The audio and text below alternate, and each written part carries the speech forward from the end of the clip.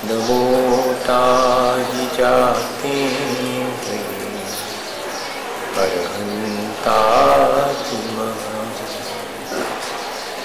जो विद्यादि सागर सुधी,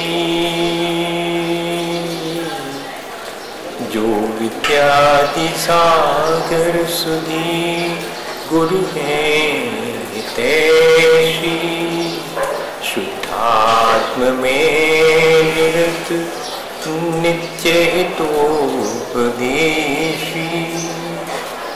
वे पाप ग्रीष्म ऋतु में जल हैं सयाने, पूजून है सतत केवल ज्ञान पाने, पूजून है सतत केवल ज्ञान पाने।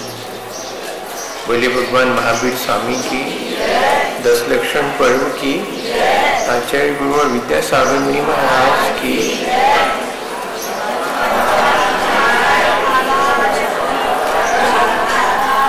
हम सब लोग विभिन्न धर्मों के माध्यम से अपने जीवन को कैसे अच्छा या बनाया जाए,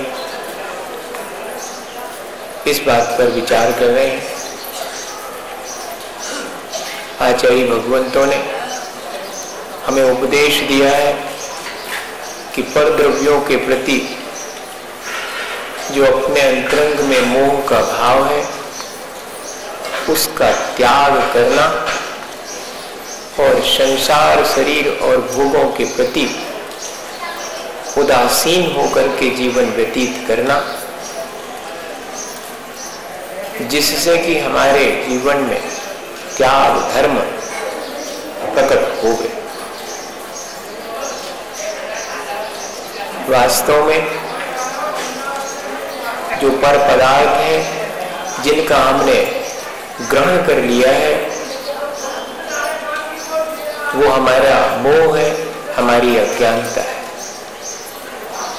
जैसे जैसे हमें अपने स्वरूप की वास्तविकता का बोध होता है, सच्चे देव गुरु शास्त्र के प्रति श्रद्धा होती है, हमारे मन में, हमारी दृष्टि में संसार शरीर और भोगों की वास्तविकता का भान होता है और हम संसार शरीर और भोगों का उपयोग करते हुए भी उसमें रचते पचते नहीं है, क्योंकि हमें जो वास्तविक आत्मा का स्वरूप है उसका भान हो गया। किसी व्यक्ति को वास्तविक संपत्ति और पूंजी का यदि बोध हो जाए, किसी को सच्चे हीरे का ज्ञान हो जाए, तो भैया पत्थर को पॉकेट में भर करके काहे को घूमेगा, वो तो उन सब को व्यर्थ मान करके फेंकने को, छोड़ने को उत्सुक होगा। ऐसे ही जब हमें वास्तविकता का बोध हो जाता है तो चीजें हमें व्यर्थ मालूम पड़ने लगती हैं और पर द्रव्यों के प्रति हमारी आसक्ति धीरे धीरे घट जाती है। हम उन सब के प्रति उदासीन भाव रख करके अपना जीवन व्यतीत करते हैं। एक राज्य में आक्रमण हुआ, दूसरे राजा के द्वारा वह राज्य जीत लिया गया। राजा ने घोषणा की कि भाई वैसे तो हमने राज्य जीत लिया है, सो हम खजाना भी लूट सकते थे और लोगों को भी परेशान कर सकते थे, लेकिन हमने ऐसा विचार किया है कि जिसके पास में जो जितनी संपत्ति है सो जितनी बन सके अपने हाथ में अपने सिर पर उसे लाद करके इस राज्य को छोड़ देवे,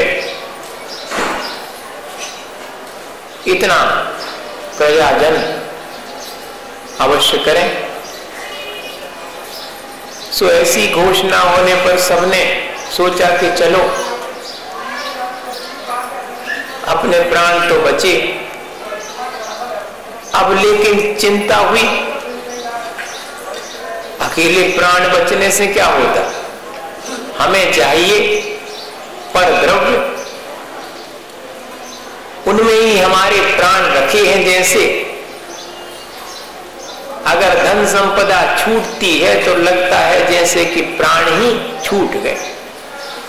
इतना एक नेक पना अपनी अज्ञानता और मोह के कारण पर द्रव्यों के प्रति अपना है। सो जिसके हाथ में जो सामग्री बनी, जिसके सिर पर जो लादा जा सका, सो पोटली बना करके सारा सामान लादने की कोशिश करी और बड़ी बड़ी गठरी बना करके सिर पर रखकर सब रास्ते पर निकल पड़े। सबके चेहरे उदास हैं। एक तो जो सामान सिर पर रखे हैं उसका बड़ा बोझ है, नौकरों से काम करवाया जिंदगी भर, अब खुद ढोना पड़ रहा है। सो सिर पर रखे हैं, सो वो बोझ सहन नहीं हो रहा, सो पीड़ा। और भीतर भीतर इस बात की पीड़ा है कि देखो इतनो सब कछु छोड़ने पड़ रहा। जो हाथ में लिए हुए हैं, जो प्राप्त है, उसका भी सुख नहीं है, और जो छूट गया है, जिसे छोड़ देना पड़ा है, उसके प्रति भी आसक्ति अत्यंत गहरी होने से वह भी पीड़ा का कारण बन रही है। और चले जा रहे हैं सब उदास और निराश। बड़ी भीड़ है, उस भीड़ के बीच में एक व्यक्ति जिसके हाथ में कुछ नहीं है, सिर पर भी कोई पोटली नहीं है, फटे हाल है और प्रसन्न मुद्रा में चला जा रहा है। लोगों को बड़ा आश्चर्य हुआ, दया आई, बेचारा गरीब आदमी, कुछ होगा नहीं इसके पास में कि उसको ले जा सके वो। ऐसा सबके मन में विचार आया, सो उसके प्रति दया का भाव आ गया। और किसी किसी ने तो ऐसा विचार किया कि देखो लगता तो है कि जैसे दिमाग खराब हो गया हो, थोड़ा बहुत पागल हो गया लगता है, कुछ अपने साथ में नहीं लाया। अपन को ऐसा ही मालूम पड़ता सारे संसार में, जो व्यक्ति संतोष पूर्वक सब चीजों का त्याग करके अपना जीवन जिए, सो अपन को गैर बुद्धिमान मालूम पड़ता है। संपत्तिमान अपन को बुद्धिमान मालूम पड़ता, जो जितना जोड़ के रखे सो वो उतना बुद्धिमान मालूम पड़ेगा, उतना बड़ा मालूम पड़ेगा। और जिसने सब चीजों का त्याग कर दिया और संतोष पूर्वक अपना गृहस्थ जीवन बिता रहा है, ज्यादा आसक्ति नहीं है, थोड़े में काम चलाता है, सो अपन को मालूम पड़ता कि बहुत बैकवर्ड है, ना समझ है। या फिर बड़ी दया आती है कि बेचारों अपने कर्मों से बड़ो परेशान है, कछु है ही नहीं है ये के पास, ऐसा लगेगा। सो ऐसा ही उन लोगों के मन में विचार आया। सो एक ने धीरे से उसकी खुशी देख करके, क्योंकि खुश है और कुछ है नहीं फिर भी खुश है, तो लगता तो है 90% के दिमाग गड़बड़ है कि नहीं। जो उनके पास सब कछु है वो तो खुश नहीं हो पा रहा, और जिनके पास कछु नहीं है वो बड़े खुश दिखा रहे, जब बड़ी तकलीफ। अब किसी ने पूछ लिया कि क्यों भाई, क्या तुम्हारे पास कुछ नहीं था जो तुम अपने साथ नहीं लेके आए?